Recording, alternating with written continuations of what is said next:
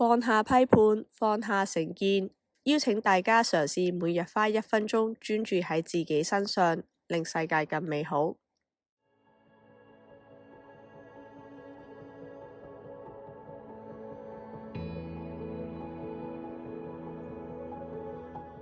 Hello， 大家好，歡迎收聽靜心1分鐘，我係主持 Tanya。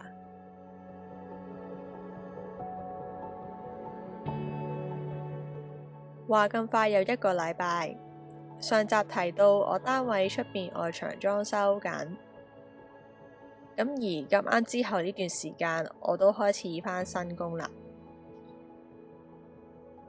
同時間我都要開始習慣返工嘅生活模式。而家盡量喺做 podcast、生活作息啦，學習一啲新嘅知識，同埋運動習慣之間呢，就盡量拎返個平衡。而未來我都希望可以 keep 住盡量1個禮拜出到1集新嘅 podcast 俾大家嘅。咁講返我返工啦，咁就發現有一個好得意嘅現象。就係所有同事呢，問我嘅第一條問題都係好奇我係咪啱啱大學畢業，而至於點解佢哋會咁樣問呢？咁可能呢個都同我嘅職位有關。我呢一份呢係短期2個月嘅 part time 啦，可能對於佢哋嚟講，通常揾得呢一啲工嘅都可能係啱啱大學畢業啊，未諗到將來想點而揾份工邊做邊攝時間嘅人。當我同佢哋講自己嘅背景嗰陣呢，佢哋嘅反應呢都好 surprise， 而亦都因為呢一個過程令我想喺今集講下關於定義呢一樣嘢嘅。唔知大家對於定義呢一樣嘢有啲咩睇法？我哋平時會喺咩情況下去落定義呢？我個人認為，通常定義一樣嘢，又或者定義對方好或者唔好，褒義或者貶義，甚至乎存在一個互相比較嘅成分呢，往往呢啲資訊都會係同我哋嘅家庭背景啦，又或者社會文化啦、教育嘅體制啦，我哋嘅一啲生活經驗出嚟而形成嘅。咁以我呢件事為例，可能就係因為呢一個社會上面大部分人都會對做呢一啲工種嘅人嘅背景有一個既定嘅刻板印象。我會形容定義嘅同義詞係標籤。呢個世界上的而且確係有好多唔同嘅標籤。曾經嘅我都好容易將一個人標籤咗，甚至乎好想用一啲標籤去描繪自己係一個點樣嘅人。呢個可以話係我由細到大一直都 struggle 緊嘅位，就係需要透過人哋對自己嘅評價而去定義自己係一個點樣嘅人。相反，有啲時候我表現出嚟未必係一個咁樣嘅人。咁係咪就代表唔 OK？ 又或者同大家想象中嘅自己有出入，而形成一種唔好或者負面印象呢？咁前排我就喺 IG 睇咗一個 post， 佢就寫到：不要對自己太忠誠，有時你對自己太忠誠了，以至於你會堅守一些早該放棄的東西。當你說我是一個點點點的人，當你給自己貼上標籤，無論褒貶，你要記得，它只是標籤。你很美好，但你也可以不美好；你很善良，但你也可以不善良；你很懶惰，但你也有很勤快的時候；你優柔寡斷，但你也能自我剎車，不出格。沒人能用什麼困住你，而你要記得，你也不必困住自己。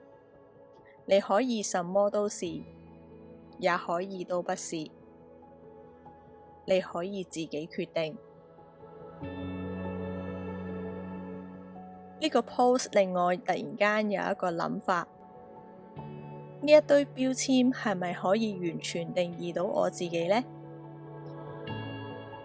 以前嘅我可能就會覺得呢一堆標籤黐咗喺我身上，我就唔可以甩，唔可以放低佢哋一陣，甚至乎唔可以搣甩佢哋，以至於我好容易就會俾呢一堆標籤捆綁咗自身嘅行為，甚至乎係我嘅思想，有種想稍為過少少界嘅諗法都唔允許。但有冇諗過呢一種唔允許究竟係由邊一度嚟呢？究竟係家族傳落嚟嘅觀念啊，係社會規範啊，定其實可能淨係我自己呢？另外就係要去學習用咩心態面對人哋對你嘅定義。我對自己可能有既定嘅了解啦，但係人哋未必覺得我係咁樣嘅人。最近一啲體驗令我發現，當人哋對自身印象同我自認嘅認知有落差，其實自己都會抗拒或者排斥。但係調返轉頭咁諗，其實一切都只係佢自己嘅諗法，並不代表我。而到最後，我所講嘅每一句說話，所做嘅每一個行動嘅背後，係咪能夠完全對齊到我內心真實嘅諗法或者感受？最後就係自己接唔接納到呢一個最真實嘅自我先係最緊要。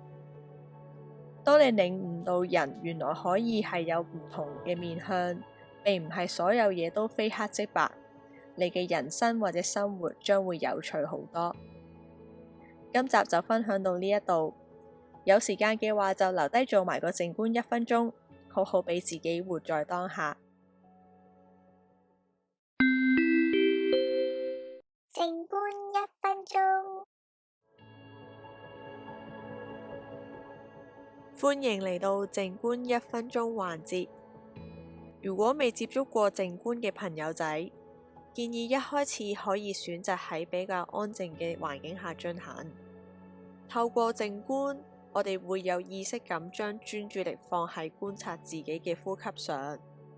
一開始你可能會覺得呼吸好凌亂啦、急促又或者唔暢順嘅。當你靜落嚟嘅時候，你會感受到呼吸嘅唔同狀態。呢段時間，你嘅腦袋會不斷出現好多零碎嘅思緒，企圖阻止你靜落嚟。我哋可以想象自己面對一條高速公路，而每個思緒就好似一架又一架嘅車喺你面前經過。我哋只需要覺察佢哋嘅存在，再讓佢哋默默地經過，慢慢將專注力放返落呼吸。陣間你會喺開頭同尾段聽到一下鐘聲，分別代表開始同埋完結。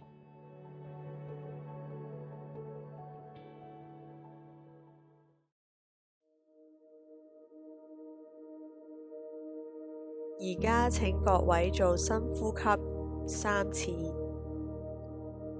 鼻吸，口呼，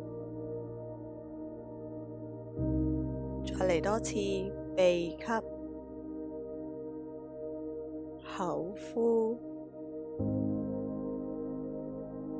鼻吸，口呼。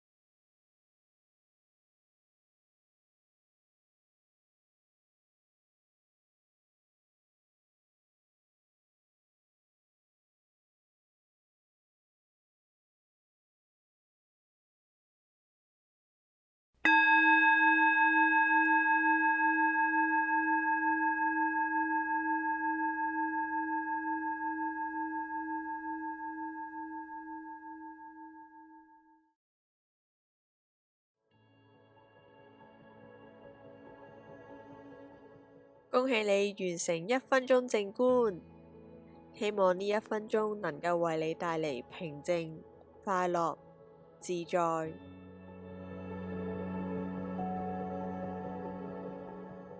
感謝收聽到呢度嘅各位，歡迎大家 follow、subscribe、like and share。